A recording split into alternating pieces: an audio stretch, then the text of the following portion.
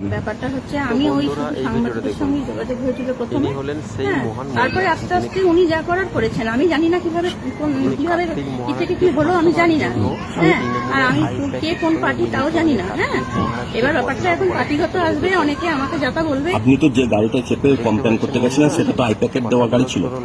হ্যাঁ, ওনারাই কলকাতা থেকে এসেছিলেন এবং আমাকে গাড়ি করে নিয়ে গেছিলেন। সাংবাদিকরাই কি আপনাদের সাথে আইপ্যাকের যোগাযোগ করে দিয়েছিল?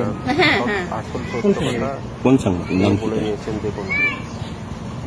নামটা দীপক ব্যাপারী। দীপক ব্যাপারী আইপ্যাকের সঙ্গে যোগাযোগ করে দিয়েছিল। সেই আইপ্যাকের কথা বলে আপনি অভিযোগ করেছেন, আইপ্যাকের সঙ্গে কথা বলে অভিযোগ করেছেন? না, আমি কারোর সঙ্গে কথা বলিনি।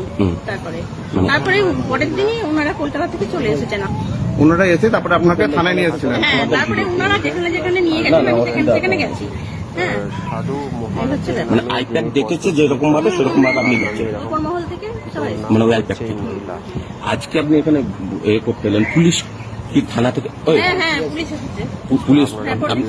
পুলিশ প্রোটেকশন দিচ্ছে কেন? পুলিশ প্রোটেকশন মনে হচ্ছে ওনারাই পাঠিয়ে দিয়েছেন, কারণ ওই আইপ্যাক।